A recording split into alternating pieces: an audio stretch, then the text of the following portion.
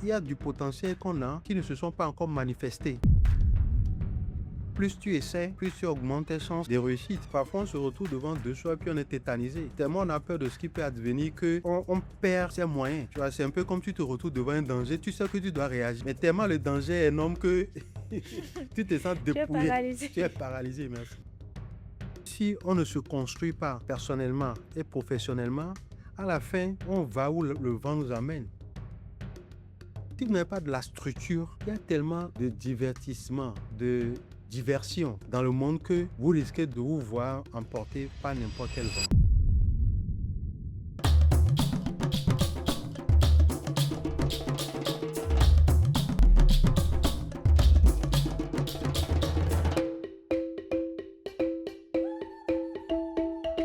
S'il y a une caractéristique qu'on peut donner à notre siècle d'aujourd'hui, c'est qu'il y a la surproduction, c'est qu'il y a les gens qui portent plusieurs casquettes, le surplus en termes de travail, et nous sommes fiers de ça. Nous sommes fiers de choisir d'avoir plusieurs casquettes et de beaucoup travailler. Ne plus vouloir faire une seule chose parce que nous avons aussi la capacité technologique à le faire et aussi la volonté de pouvoir nous retrouver sur plusieurs champs. Le proverbe de ce matin ou de ce soir, ça dépend de l'heure à laquelle les internautes nous suivent, veut aborder aussi le même sujet. Donc en parlant du cheval, on revient encore sur le cheval, coach. Le cheval a beau avoir 4 pattes, il ne peut pas emprunter 2 chemins à la fois, pour illustrer notre proverbe du jour. Bonjour coach. Bonjour Gloria, comment ça va? Ça va bien et toi? Tout va bien. D'accord. Notre proverbe d'aujourd'hui, qu'est-ce que cela t'inspire? Oui, j'aime bien ton introduction, hein. Aujourd'hui, on est dans un monde de suppositions où on porte plusieurs casquettes, on fait plusieurs choses à la fois. Oui, Même le flux informationnel est tel qu'on a de la peine à les absorber, c'est à les ça. analyser jusqu'à vouloir prendre une solution. Donc franchement, on est dans un monde d'aujourd'hui de surabondance C'est ça. à tout point de vue. Mhm. Hein. Et cela se manifeste aussi par le fait que les individus, hein, partout, se retrouvent à faire plusieurs choses à la fois.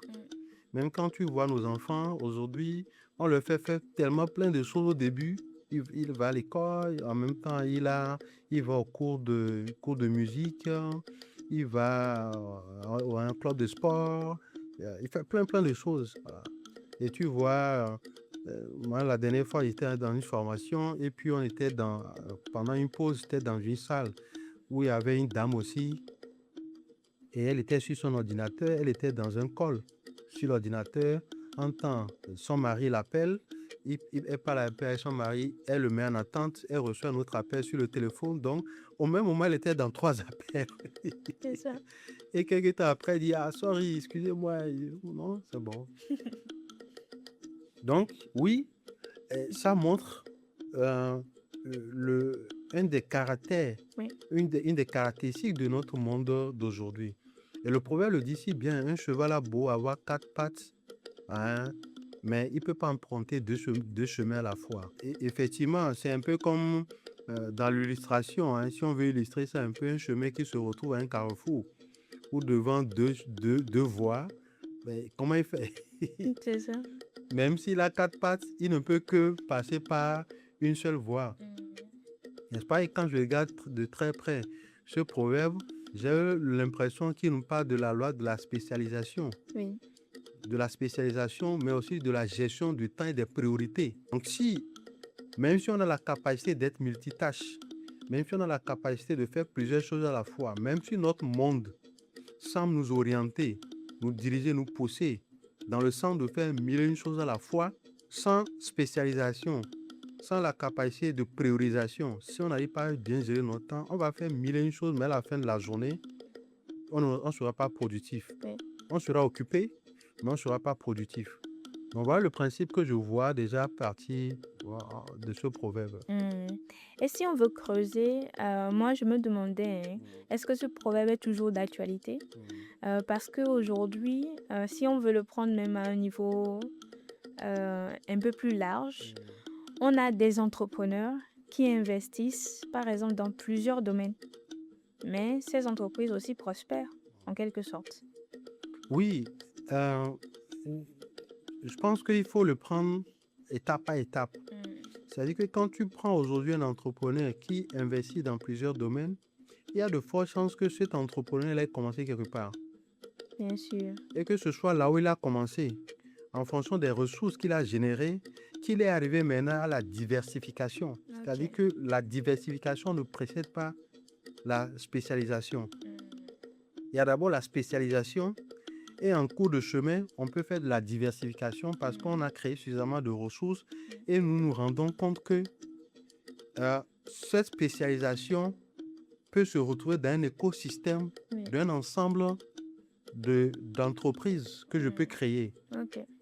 Et ça, tu vois un peu. Oui, oui. Et donc, la spécialisation, pour ma part, est toujours le début. C'est ça qui permet de structurer. C'est ça qui permet de s'ancrer.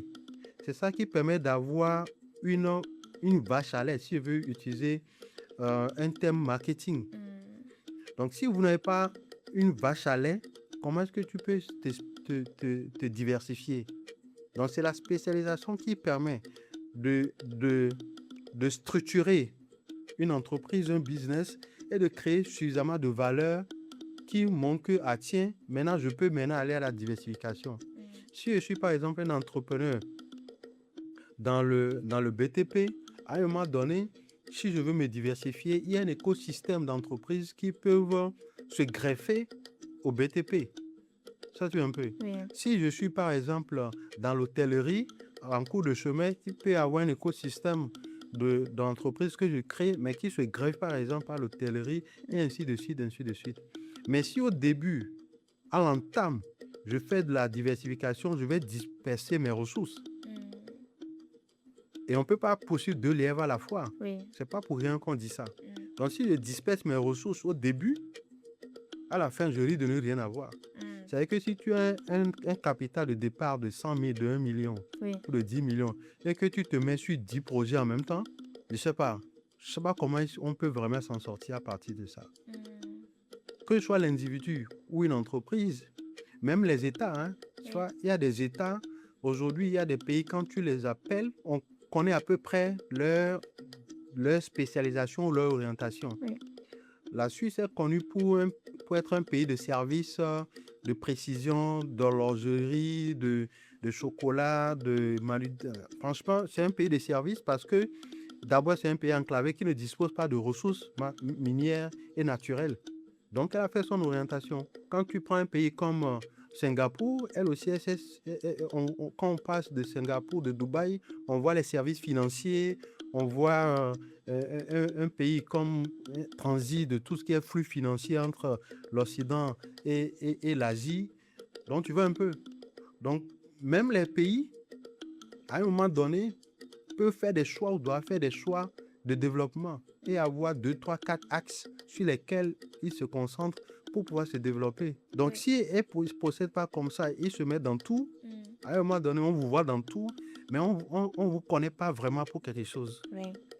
J'aime beaucoup quand tu as dit au fait qu'on doit prendre les choses par étapes et que si aujourd'hui les entreprises arrivent à avoir une diversification, c'est parce que dans un premier temps, ils se sont spécialisés et c'est après, en ayant les ressources, qu'ils ont investi sur des activités qui greffent autour de leur cœur principal. Absolument. Maintenant, il y a aussi, je ne sais pas si je vais dire un proverbe qui dit « sème le matin, sème le midi, sème le soir aussi » parce que tu ne sais pas réellement ce qu'il va prendre. Et si on prend le cheval, je peux me permettre de dire qu'il a 4 pattes. Donc, il a assez de ressources et il ne saura pas, en fait, dans un premier temps, qu'est-ce qui peut l'amener réellement à un succès. Donc, en fait, dans ce cas, est-ce que dans un premier temps, il ne revient pas aussi à peut-être semer dans plusieurs activités et à attendre une maturation donnée pour voir ce qu'il va prendre? Oui, là, peut-être que tu fais un clin d'œil à la loi de la probabilité. Plus tu essaies, plus tu augmentes tes chances de réussite. Oui. Mais au même moment, regarde, aujourd'hui, pour celui qui n'entend parler que des raffineries Dangote, pour lui, c'est que Dangote est dans la raffinerie. Oui. Pour celui qui ne voit que le ciment Dangote, il pensera que Dangote a commencé avec la cimenterie ou dans l'hydrocarbure. Mais tout le monde sait que Dangote n'a pas commencé avec l'hydrocarbure, la cimenterie. C'est aujourd'hui qu'il se met dans la cimenterie et dans l'hydrocarbure. Oui. Mais au départ, c'était un commerçant. Son père, certes, était commerçant, mais c'était un commerçant qui s'est lancé. C'est au fur et à mesure qu'il a commencé par faire cette diversification. Donc, la loi de la probabilité, effectivement, nous dit que plus tu fais des essais, plus tu augmentes tes chances de réussite. Mais je peux aussi te donner un autre proverbe qui dit, pour que la pisse puisse faire mousse, il faut pisser au même endroit. Donc, si celui qui, parce qu'on lui a dit qu'il faut augmenter les essais pour augmenter ses chances de réussite, se met à pisser de façon dispersée, sa pisse ne fera pas mousse. Donc, même si ce que le proverbe que tu as dit est d'actualité, là encore, je peux le faire dans un encadrement donné. Sinon, si je sème ici, je sème là, je sème ici, comment est-ce que je suis chaque semis ou chaque semence? C'est ça. Parce qu'à la fin de la journée, quand vous mettez une graine dans le sol, il faut pouvoir le suivre. Sinon, les mauvaises herbes vont finir par se développer et cacher l'ivraie qui cache les bonnes plantes. Donc oui, mais là encore, il faut du discernement. Mais si on revient encore au proverbe, le proverbe dit très bien, le cheval a beau avoir 4 pattes, mais il ne peut pas emprunter 2 voiles à la fois. Oui, tu disais que les 4 pattes peuvent signifier plusieurs ressources, mais comme on l'a dit dans une vidéo précédente, les ressources et les potentiels sont déjà en nous. Oui. Donc, il y a du potentiel qu'on a, mais qui ne sont pas encore arrivés, qui ne se sont pas encore manifestés. Il y a des choses que nous faisons, nous ne savons pas si ça va marcher ou pas, Exactement. mais plus qu'on essaie, plus on persiste, plus on est persévérant, plus on finit par avoir les fruits de notre persévérance. Oui. Tu viens de répondre à une question que je voulais poser. Le pourquoi je suis revenue par rapport à la loi de la probabilité, c'est parce que les gens ont cette difficulté-là, justement, de se spécialiser ou de faire des choix, parce qu'ils ne savent pas, en fait, ils n'ont aucune certitude que à la fin, ils auront le résultat escompté ou bien ils auront gain de cause par rapport à ce choix-là. Donc, selon toi, en fait, parce que ça demande quand même beaucoup de persévérance, une foi aveugle, de pouvoir se lancer sur un chemin et d'espérer que ça peut porter du fruit. Comment on peut se comporter, en fait, vis-à-vis de ça? Oui, essayons de donner un exemple assez pratique. Oui. Imagine un étudiant qui est en formation. Mm, Alors, quand il est en formation, naturellement, son objectif, c'est qu'après formation, il puisse trouver un travail. oui. Si on veut aller de façon standard. S'il veut augmenter ses chances pendant qu'il étudie, qu'est-ce qu'il doit être en train de faire? Il doit être en train de demander, par exemple, des stages, Oui. en train de faire des stages. Il peut aussi, en dehors de stage, être en train de militer dans un club service, par exemple, ou dans une ONG qui fait la promotion d'un sujet qui lui tient à cœur, par exemple. Et au même moment, s'il a il a de petites ressources de gauche à droite, peut-être il a la chance d'avoir un stage qui est rémunéré. Et de temps en temps, il fait ses petits jobs, il fait ses ventes en ligne, il va au marché pour aller trouver des articles qui vont aussi en ligne. Et tout ça, ce sont des essais qu'il est en train de faire, le temps qu'il finisse sa formation. Et des opportunités peuvent naître à partir de là. Oui. Même là encore, si les opportunités naissent, ça peut être des opportunités ponctuelles. C'est-à-dire que pendant qu'il vend les articles, il se trouve qu'il fait un gros business et un gros deal qui lui rapporte de l'argent. Là encore, est-ce que c'est parce que ça vient de me rapporter de l'argent que ma voie passe par là? Je fais un stage, on dit on veut me prendre. Mais le stage, quand je le faisais, c'est pour m'occuper, pour pouvoir avoir peut-être un peu de rémunération pour continuer ma formation. Si on me prend, est-ce que ma voie passe forcément par là? Donc, le piège dans le fait de semer en plusieurs endroits, qui n'est pas une mauvaise chose en soi, c'est qu'une opportunité peut me faire me détourner de ma vraie voie. Donc, si je n'ai pas le discernement, parce que je ne commence pas à gagner de l'argent de gauche à droite, je peux dire, OK, c'est bon, puisque in fine, mon objectif, c'est de gagner de l'argent. Donc, je vais là-bas, je gagne de l'argent. Parce que quand je fais ma formation aussi, l'objectif, c'est de pouvoir gagner de l'argent. Or, le gain d'argent ne peut pas être une destination de l'objectif final. Gagner de l'argent tout en faisant quelque chose qui résonne en moi. C'est quand on fait l'association de ces deux choses-là que le panissement arrive. Sinon, il y a des gens qui ont effectivement gagné beaucoup d'argent, mais quand tu les vois, ils sont l'homme d'eux-mêmes. Si tu dis ça aux jeunes, ils vont dire que non. Moi, si je veux gagner de l'argent d'abord, Ça se comprend parce qu'il y a une partie de l'expérience qui n'a pas été qui n'ont encore pas. faite. Oui. C'est pour ça que certains vont se dire, mais coach, oui, j'aime bien tes vidéos, mais ça là que tu as dit, je suis pas d'accord. Je comprends. Mais il y a une partie des expériences qui n'ont pas encore été faites. Il y a d'autres personnes, il y a des gens, vous leur demandez, ils sont extrêmement riches, ils gagnent beaucoup d'argent, mais vous leur demandez s'ils devaient refaire la même chose, ils feront ça. Ils vous diront non, qu'ils ont gagné beaucoup d'argent, mais en temps, ils n'ont pas construit une vie familiale. En temps, ils n'ont pas pris soin de leur santé. En temps, ils n'ont pas pris soin de leurs amis. En temps, ils n'ont pas fait des choses qui leur tenaient à cœur. Et donc aujourd'hui, ils ont l'argent, mais il n'y a pas cette flamme-là, il n'y a pas ce sentiment d'être accompli. Il n'y a pas ce sentiment d'utilité. Parce qu'à la fin de la journée, lorsque les gens n'ont pas le sentiment d'être utiles, ils peuvent avoir les artifices de la vie, mais on sent qu'il y a quelque chose qui leur manque. Oui. Donc le but du jeu, c'est de gagner de l'argent, certes, mais gagner de l'argent en ayant le sentiment qu'on est en train de réaliser quelque chose, de se réaliser et d'être épanoui, pour que quand tu jouis de ton argent, là, que ça soit une jouissance complète, mais pas une jouissance avec un manque derrière qui te poursuit, ou un vide quelque part qui te poursuit, qui fait que quand tout le monde te quitte ou quand tu te retrouves seul, tu as un sentiment de vide. Tu vois un peu. Oui. Donc, oui, la diversification, mais comme je l'ai dit tantôt, ça commence d'abord par la spécialisation. Mais avant qu'on arrive là-bas aussi, quand je suis pas encore rentré dans la vie professionnelle, pendant que je suis par exemple en formation, il y a 2-3 choses que je peux être en train de faire au même moment qui peuvent déboucher sur une mission de vie ou qui peuvent m'aider momentanément, conjoncturellement, le temps que je me mette maintenant dans la chose qui me tient vraiment à cœur. Oui. Et si on est à ce carrefour et qu'on ne peut pas emprunter donc les deux chemins, comment arriver à prioriser On peut se faire aussi aider, accompagner. Ok.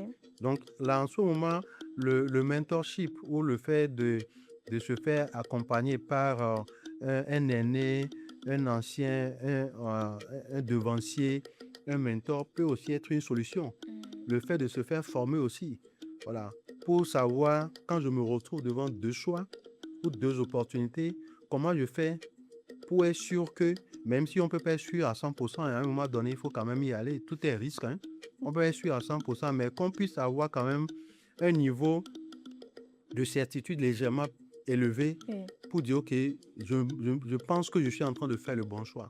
Donc, il y a des moments donnés, il faut se faire aider. Donc, si le cheval se retrouve à un embranchement, il peut se faire aider pour dire, OK, ah bon, Koro, toi, tu es déjà passé par là-bas.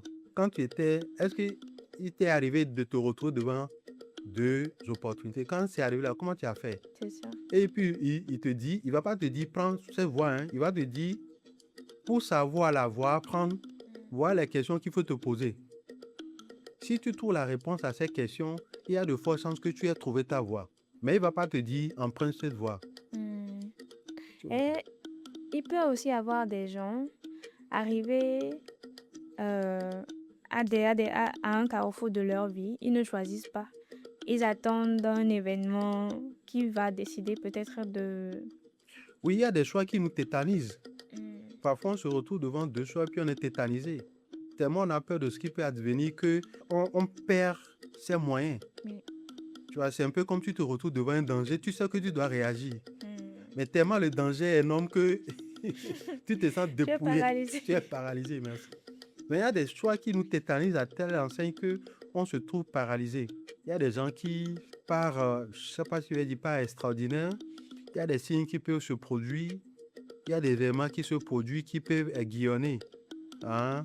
Et parfois, tu es devant un choix et puis tu regardes la télé ou tu lis un livre, tu regardes, tu parles avec quelqu'un et puis tu as le sentiment d'avoir une illumination ou quelque chose se passe et qui t'oriente dans une direction donnée. Mais ce n'est pas ce qui se passe dans la majeure partie des cas de figure. Tout le monde n'a pas un signe venant du ciel qui montre que c'est ce qu'il faut faire, ce qu'il ne faut pas faire. C'est en ce moment-là que même les parents aussi peuvent orienter. Si vous avez toujours la chance d'avoir vos parents avec vous, les parents orientent. Les aînés orientent, les grands frères, les grands soeurs orientent, les aînés Ceux qui sont déjà passés par ce genre de situation peuvent aussi euh, orienter. C'est un peu comme aussi, tu es une femme et puis il y a deux hommes qui te font la cour.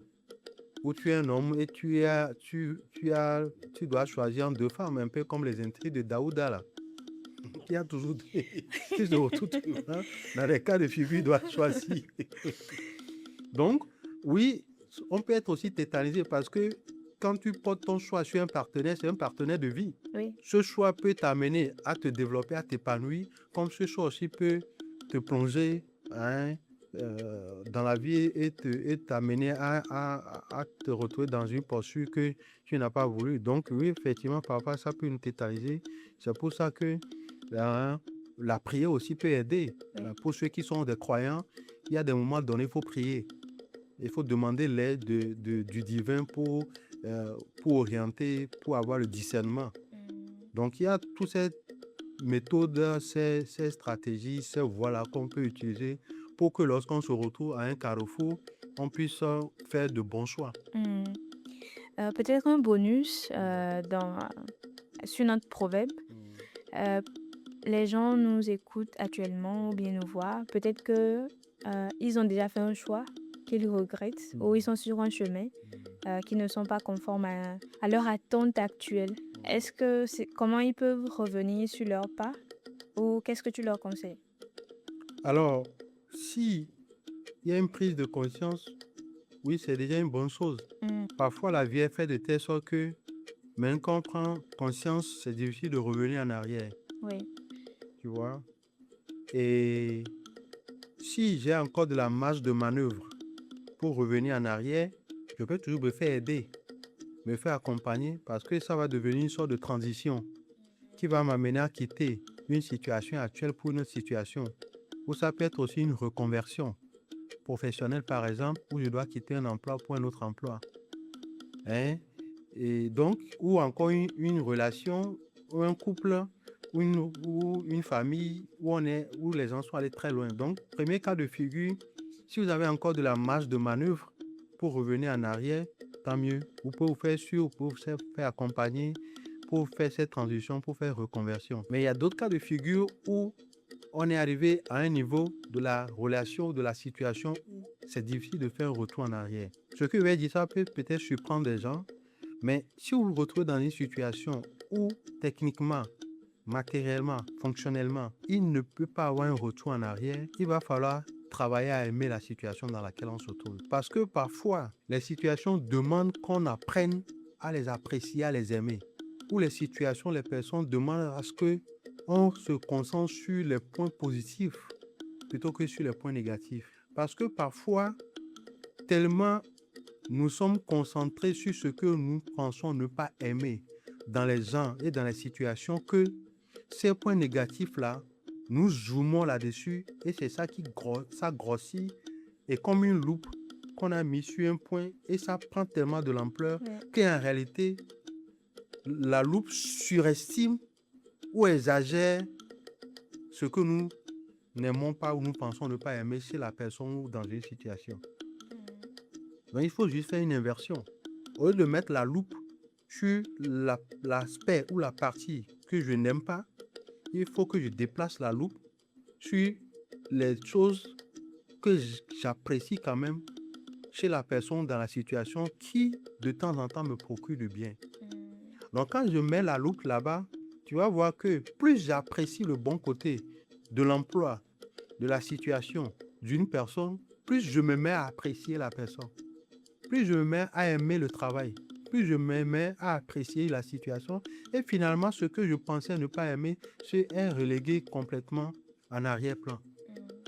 Donc, il y a des fois où nous pensons que nous n'aimons pas une situation, nous n'aimons pas une personne, nous n'aimons pas un environnement dans lequel on est.